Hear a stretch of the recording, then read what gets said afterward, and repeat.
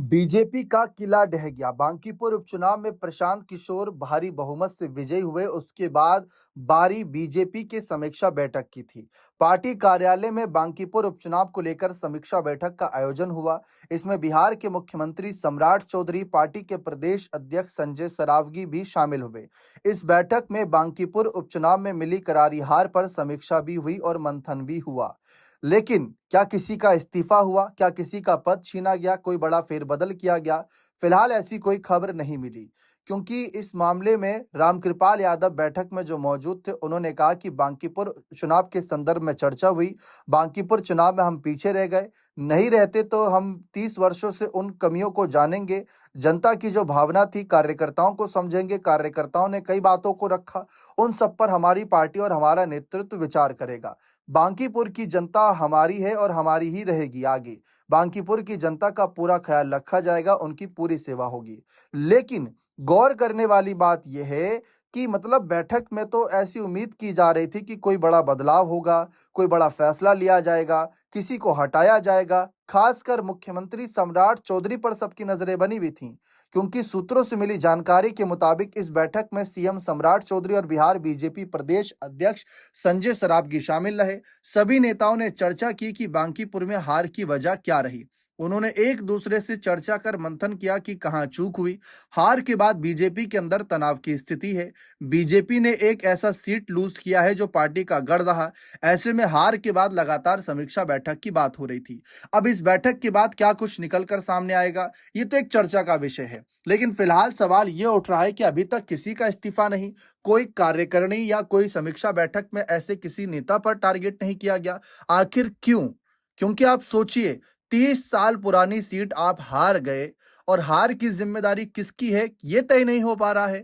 क्या हार की जिम्मेदारी नितिन नवीन की है, जो बीजेपी के नए राष्ट्रीय अध्यक्ष बने और उन्हें इस्तीफा दिया, फिर वे राज्यसभा सांसद बने।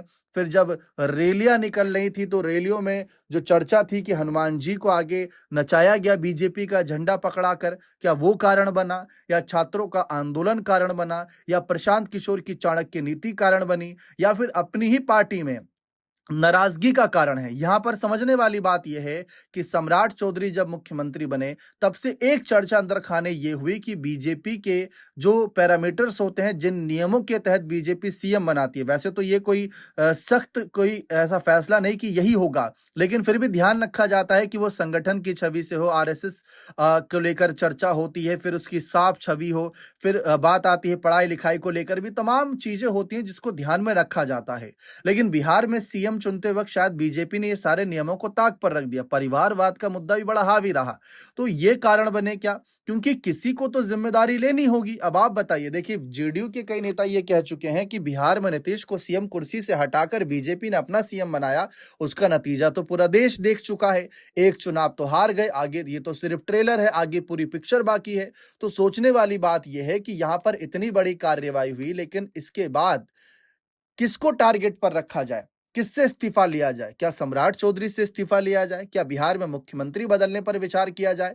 क्योंकि कहा जाता है कि पूत के पांव पालने में नजर आते हैं। शुरुआत ऐसी है सम्राट चौधरी के नेतृत्व में, तो आगे अंजाम क्या होगा, इस बात को लेकर राजनीतिक विश्लेषक चर्चा कर रहे हैं। अब यहां पर किसी को पर्सनली टारगेट नहीं, लेकिन जिम्मेदारी की बात तो उठेगी कि जिम्मेदारी किसकी थी और कौन अपनी जिम्मेदारी से हारा। प्रशांत किशोर ने तो यह कह दिया था कि नीतीश कुमार जब थे मुख्यमंत्री, उनके नेतृत्व में चुनाव हो रहे थे, बीजेपी जीत रही थी, ये सीट एनडीए दल की जीत हो रही थी। लेकिन अब सम्राट चौधरी हैं, सम्राट चौधरी के नेतृत्व में चुनाव हुआ। अगर सम्राट चौधरी के नेतृत्व में पार्टी हारती है तो सम्राट चौधरी को जिम्मेदारी लेनी चाहिए, बीजेपी को अपना मुख्यमंत्री बदलना चाहिए। क्योंकि आपराधिक छवि वाले नेता को अगर आप सीएम बनाएंगे तो नतीजे यही आएंगे। उन्होंने कहा कि वैसे तो मैं सलाह देता हूं पैसे लेकर, लेकिन यहां मैं सलाह फ्री में दे देता हूं। तो ये बहुत बड़ा मुद्दा बना। अब आप मध्य प्रदेश की दतिया विधानसभा की भी बात करें तो वहां पर तो बहुत सारे बदलाव हुए, क्योंकि वहां पर भी उपचुनाव बीजेपी हार गई। उसके बाद जो कड़े फैसले लिए गए, उसमें सबसे बड़ा फैसला कि दतिया बीजेपी की पूरी जिला कार्यकारिणी भंग कर दी गई। हार की समीक्षा के लिए जांच रिव्यू कमेटी गठित करने का फैसला लिया गया, जो हार के कारण और जिम्मेदार नेताओं की जवाबदेही तय करेगा। पार्टी के भीतर जो है भीतरगात आंतरिक विरोध की आशंका पर भी जांच शुरू हुई। जिला अध्यक्ष समेत कई स्थानीय पदाधिकारियों की भूमिका पर सवाल उठे और आगे की कार्रवाई की बात कही गई। हार के बाद पूर्व मंत्री नरोत्तम मिश्रा और बीजेपी उम्मीदवार आशुतोष तिवारी को लेकर भी चर्चा थी। लेकिन ऐसा आप बांकीपुर में नहीं देख रहे। बांकीपुर में कोई भी ऐसा बड़ा फैसला नहीं लिया गया कि कार्यकारिणी भंग कर दी हो, जिम्मेदार नेताओं की जवाबदेही मांगी जा रही हो या भीतरघात पर कुछ कार्रवाई की जा रही हो। अब आप देखिए, बांकीपुर उपचुनाव के बाद क्या आपने ऐसी कोई खबर पढ़ी कि बीजेपी ने ये बड़े फैसले लिए? इसके बाद सोशल मीडिया पर एक तरीके की चर्चा ये भी थी कि क्या बीजेपी ने ही प्रशांत किशोर को आगे किया, क्योंकि ये एक ऐसी सीट थी जिसको जीतने के बाद कोई भी नेता अगर होता वो सुर्खियां बटोरता ही बटोरता। तो प्रशांत को क्या बीजेपी आगे कर रही है? सोशल मीडिया पर ऐसे तमाम सवाल उठे। नीतीश कुमार की पुरानी वीडियोस धड़ल्ले से वायरल की जा रही हैं, जिसमें नीतीश कुमार खुले तौर पर कहते दिख रहे हैं कि अमित शाह के कहने पर मैंने अपनी पार्टी का उपाध्यक्ष प्रशांत किशोर को बनाया था। लेकिन गौर करने वाली बात यह कि तब के हालात कुछ और थे, अब के हालात कुछ और हैं। ऐसा नहीं कि प्रशांत ने जेडीयू या कांग्रेस या आरजेडी के कैंडिडेट को हराया है।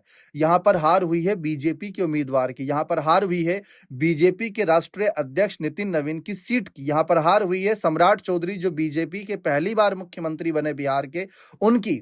तो इतनी ज्यादा फजीहत तो नहीं करवाएगी बीजेपी, ये भी गौर करने वाली बात है। फिलहाल चाचा नीतीश दिल्ली में है। उन्होंने स्पीकर ओम बिरला से मुलाकात करी, प्रधानमंत्री नरेंद्र मोदी से मुलाकात करी, शिवराज सिंह चौहान से मुलाकात करी और भी तमाम नेताओं से मुलाकात कर रहे हैं। जबकि गौर करने वाली बात यह है कि वो काफी लंबे समय से दिल्ली में है, क्योंकि जब से संसद सत्र की शुरुआत हुई तब से ही दिल्ली में है। लेकिन अब मुलाकात कर रहे हैं जब बांकीपुर उपचुनाव के नतीजे सामने आए। तो बहुत से लोग चर्चा कर रहे हैं कि शायद चाचा नीतीश समझ गए हैं कि उनके बिना बीजेपी की भी दाल बिहार में नहीं गलने वाली, और 30 साल पुरानी सीट हार गए, वो भी प्रशांत किशोर ने हरा दिया।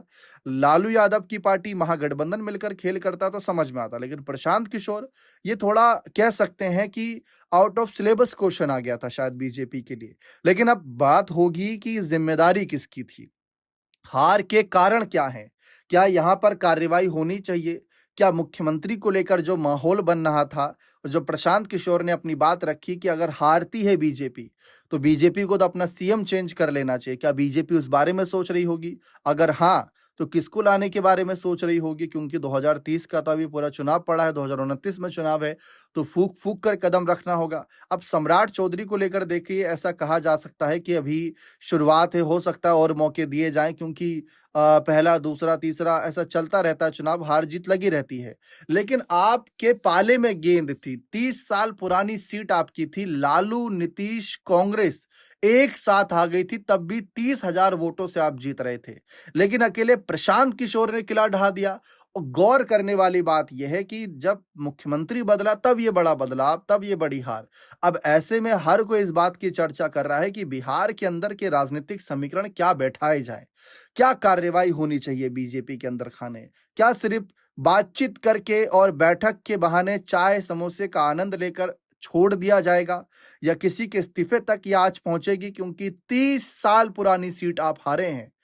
और भविष्य के नजरिए से ये हार के बाद कार्रवाई होना, ताकि बाकी जिलों में, बाकी विधानसभा में संदेश जाए कि अगर भीतर घात हुई, अगर कोई गड़बड़ की किसी ने, तो कार्रवाई ऐसी होगी। आपकी नजरों में क्या लगता है कि क्या यहाँ पर बीजेपी किसी को बचा रही है, या फिर कोई बड़े फैसले का इंतजार बीजेपी कर रही है सही समय पर? अपनी राय कमेंट सेक्शन में अवश्य रखिएगा। बहुत बहुत शुक्रिया।